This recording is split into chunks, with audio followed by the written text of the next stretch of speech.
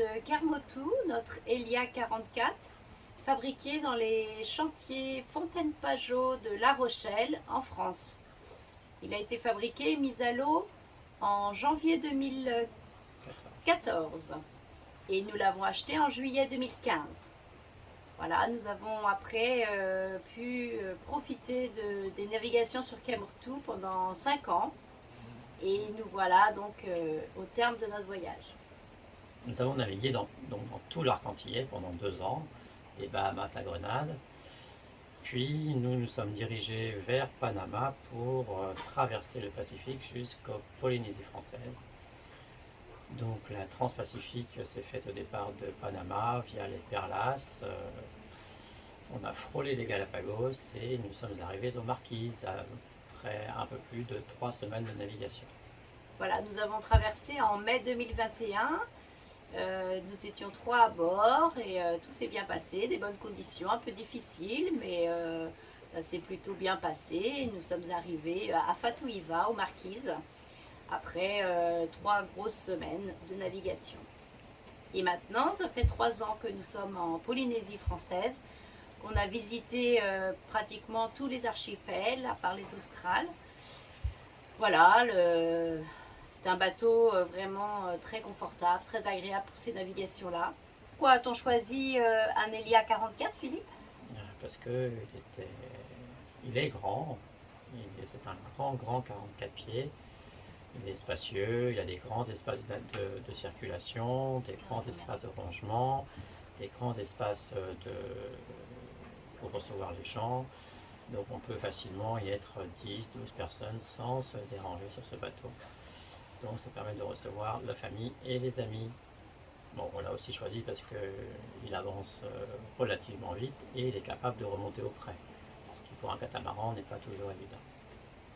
Voilà, on l'a aussi choisi pour la solidité, pour le chantier Fontaine-Pajot qui est reconnu dans le monde entier et nous a tapé dans l'œil aussi pour c'est la possibilité de transporter tous les jouets, les planches, les kites et les wings. Philippe est un champion de tous ces jouets, donc il nous fallait beaucoup d'espace pour tout ranger. Voilà, donc en fait on peut recevoir à peu près 8 à 10 personnes en ayant tous les jouets dans le bateau, cachés dans les pointes à avant et dans les grands coffres qu'il y a à l'avant également. Donc voilà, ça c'était important de pouvoir avoir beaucoup d'espace de rangement. En plus, il est extrêmement facile à manœuvrer, tout seul ou à deux, parce que toutes les manœuvres reviennent au poste de barre. Donc on peut monter la voile, gérer les virements de bord, gérer toutes les manœuvres à partir du poste de barre. Et comme le poste de barre est surélevé, en navigation, notamment dans les atolls ici en Polynésie, on voit absolument tous les dangers, toutes les patates, toutes les cailles aux Antilles, toutes les patates en Polynésie qui pourraient arriver dans le bateau. Donc voilà, c'est un bateau très sécurisant sur le plan de la navigation.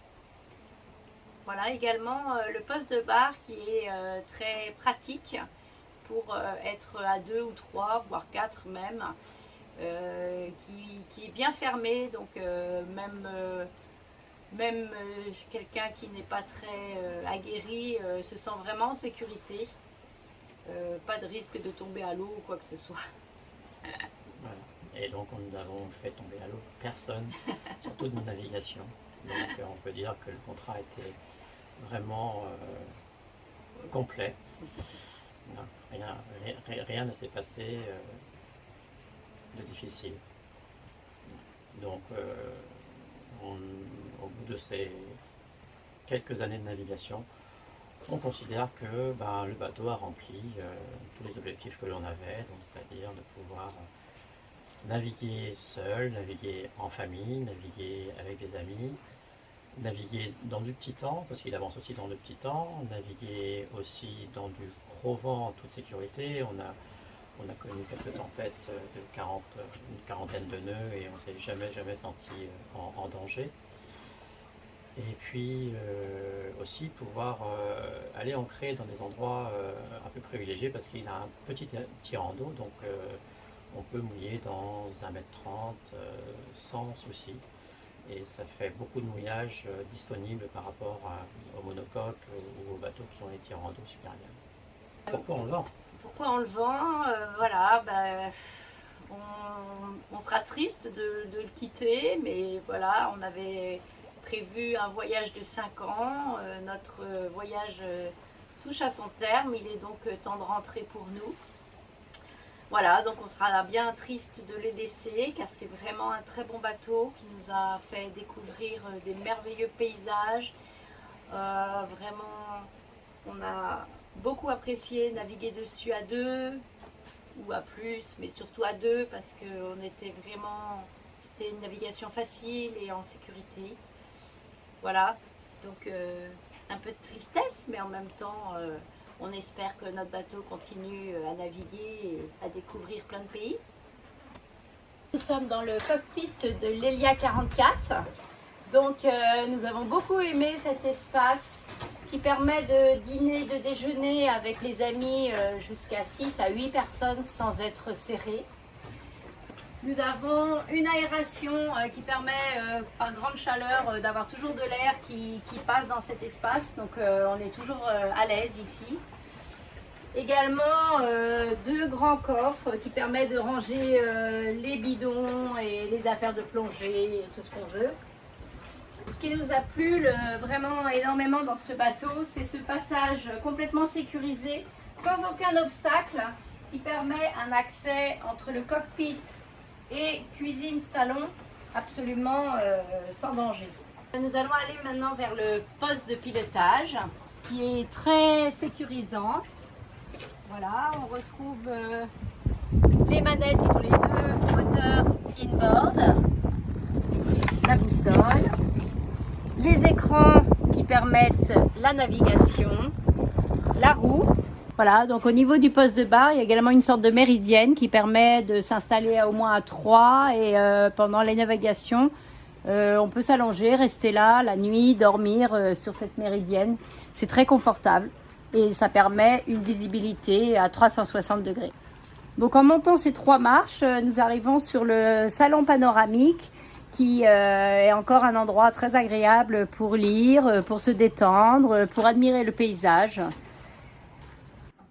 Voilà, donc nous arrivons sur la poste de navigation avec les 3 winches, les écoutes, les drisses. Tout est regroupé ici, donc nous avons vraiment des facilités pour la navigation à 2. C'est très agréable. Le point le plus sympathique du catamaran, c'est la stabilité du bateau, mais aussi toutes les circulations à bord et ce passage très large.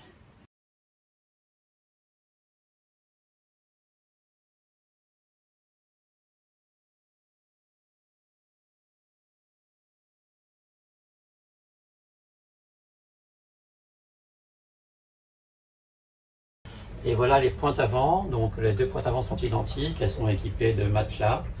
C'est un couchage d'appoint et de rangement, comme on peut y ranger facilement. 3 planches à voile. Voilà, je vais vous faire découvrir le salon, l'espace salon-cuisine. Donc nous avons une grande cuisine avec des grands plans de travail qui sont vraiment très pratiques. Un four, un réfrigérateur très grand avec 2 tiroirs et l'intérêt de l'Elia, des grands placards qui permettent le rangement de toutes nos affaires. Également, cet espace est très lumineux grâce aux fenêtres du plafond et les grandes ouvertures sur l'extérieur.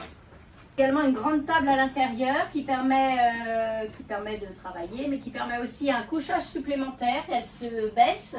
Nous avons des coussins supplémentaires pour permettre un couchage pour 2 personnes. La table à cartes avec une radio, une VHF, un GPS, des indications de fuel, d'eau, d'énergie, de batterie, une prise 220 volts, une prise 12 volts.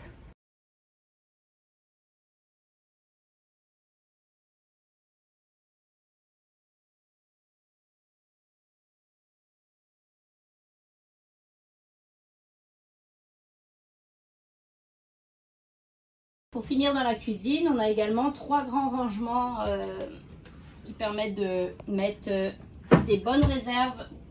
Donc maintenant, on continue vers la descente des cabines bâbord. Donc on arrive sur la cabine arrière bâbord, qui est la cabine la plus grande. On a un lit king size en 160. Une belle vue sur l'océan. On a un grand tiroir. Un grand tiroir.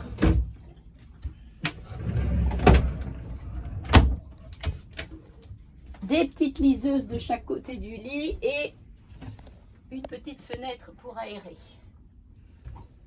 Donc chaque cabine a sa propre salle d'eau avec son propre WC, sa douche et son lavabo.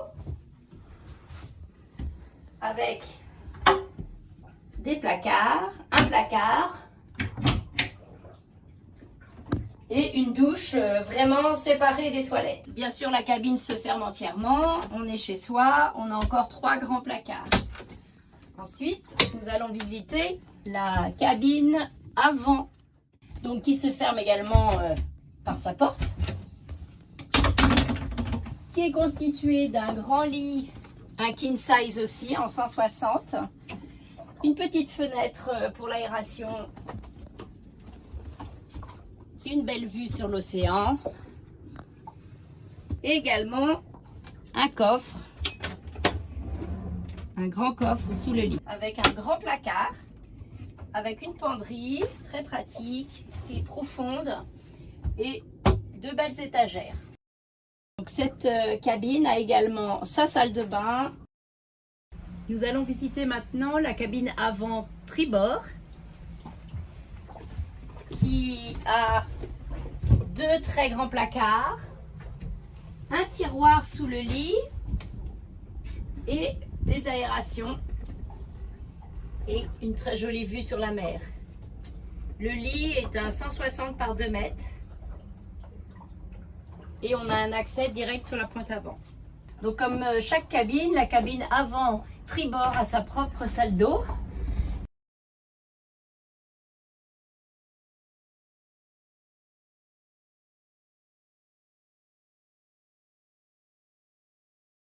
Je vous emmène maintenant dans la cabine arrière tribord, que l'on appelle également la cabine du capitaine. Elle se trouve juste en dessous du poste de bar. C'est très pratique pendant les quarts de nuit. Ça permet de se reposer en bas tout en surveillant éventuellement celui qui est en haut en poste de quart. Voilà, comme dans les 4 autres cabines, nous trouvons un lit en 160 sur 2 mètres. Nous retrouvons le coffre sous le lit, les mêmes aérations.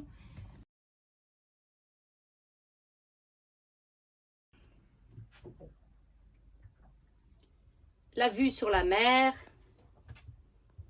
Et un des avantages des cabines de Lelia, c'est l'accès au lit, qui est vraiment facilité par ces petites marches qui se trouvent de chaque côté et qui permet de s'asseoir facilement sur le lit et d'en descendre aussi facilement.